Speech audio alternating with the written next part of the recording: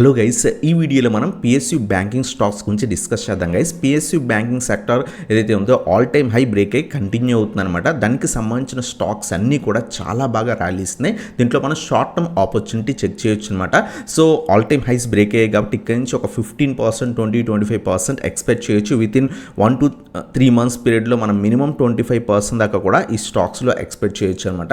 So దాంట్లో first stock మనం observe చేస్తే కనుక bank of Baroda friends. So bank of Baroda మనకి మొన్న ఏదైతే రీసెంట్గానే last 3 days back all time high 210 levels అనేది బ్రేక్ అయింది. రీటెస్ట్ అయ్యి మొన్న ఫ్రైడే రోజు చాలా బాగా వెళ్ళింది. ఆల్మోస్ట్ 220 లెవెల్స్ దగ్గరికి వెళ్ళి 217 దగ్గర క్లోజింగ్ అనేది ఇచ్చిందనమాట. అబ్జర్వ్ చేయండి, 1 day అబ్జర్వ్ చేయండి, 210 లెవెల్స్ పైన సస్టైన్ అయితే కనుక మినిమం 225 నుంచి 250 levels with in one month నుంచి 3 months లోపల మనం ఎక్స్పెక్ట్ అనేది చేయొచ్చు అనమాట.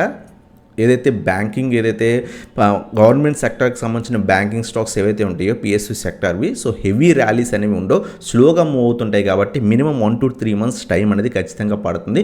సో ఒకవేళ ఈ ర్యాలీ కంటిన్యూ అయితే minimum 225-250 levels bank of Baroda నుంచి ఎక్స్పెక్ట్ అనేది చేయొచ్చు అనమాట. అలాగే సెకండ్ స్టాక్ వచ్చేసరికి కెనరా బ్యాంక్ ఆల్మోస్ట్ మనం 300 లెవెల్స్ దగ్గర ఉన్నప్పుడే చాలా టైమ్స్ చెప్పుకున్నాం. అక్కడి నుంచి ప్రస్తుతం మనకి 372 లెవెల్స్ దగ్గర ట్రేడ్ అవుతుంది అనమాట. కొంచెం వెయిట్ చేసి కెనరా బ్యాంక్లో యాడ్ చేసుకోవడానికి ట్రై చేయండి. 350 నుంచి 360 రీజన్స్ మధ్యలో యాడ్ చేసుకోవడానికి ట్రై చేయండి.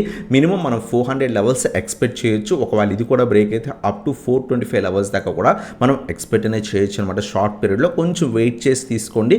కొంత హై దగ్గర ఉంది కాబట్టి ఒకవేళ ర్యాలీ ఇచ్చినా కంటిన్యూ అవ్వచ్చు. బట్ పడిన తర్వాత ఈ లెవెల్స్ దగ్గర అక్యుములేట్ చేసుకోవడం కెనరా బ్యాంక్లో బెటర్ అనమాట. సో ఇది మనకి second stock Canara bank.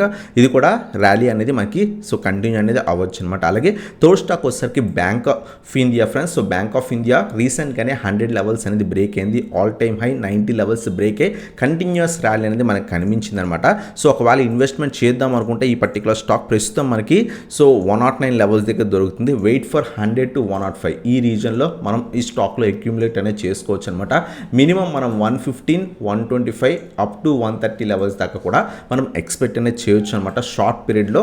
So heavy rallies expect చేయకండి. బట్ మనకి డీసెంట్ రిటర్న్స్ లైక్ 15% నుంచి 25% రిటర్న్స్ ఈ పర్టికులర్ స్టాక్లో మనం ఎక్స్పెక్ట్ అనేది చేయొచ్చు అనమాట.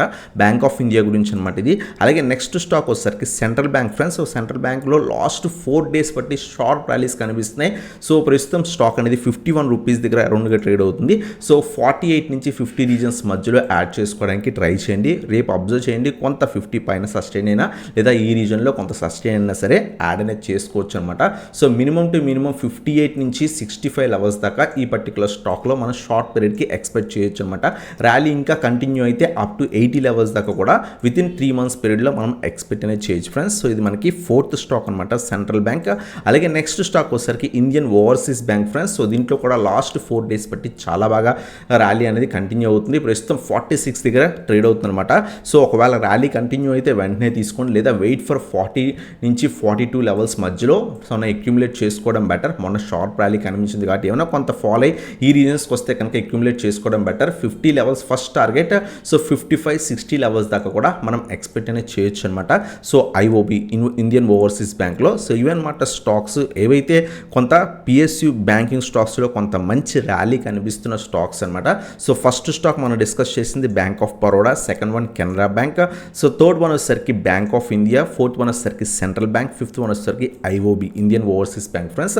దీంట్లో ఇంకా కూడా ర్యాలీ కంటిన్యూ అయ్యే ఛాన్స్ ఉన్నాయి. ఇక్కడ నుంచి 15 నుంచి 25% రిటర్న్స్ అనేది మనం విత్ ఇన్ షార్ట్ పీరియడ్లో ఎక్స్పెక్ట్ అనేది చేయొచ్చు అనమాట. ఇటువంటి వీడియోస్ కోసం మన ఛానల్ని సబ్స్క్రైబ్ చేయండి, బెల్ ఐకాన్ ప్రెస్ చేయండి. ఈ వీడియో నచ్చితే కనుక లైక్ చేయడానికి ట్రై చేయండి. అలాగే మీరు కనుక మన ప్రీమియం వాట్సాప్ గ్రూప్లో జాయిన్ అవుదాం అనుకుంటే కింద వాట్సాప్కి కాంటాక్ట్ అనేది అవ్వచ్చు అనమాట.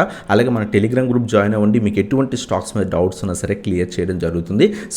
సో డిస్క్రిప్షన్లో లింక్స్ ఉన్నాయి, క్లిక్ చేసి మన టెలిగ్రామ్ గ్రూప్లో జాయిన్ అవ్వచ్చు అనమాట. సో ఇదన్నమాట video. Thanks for watching. Have a nice day guys.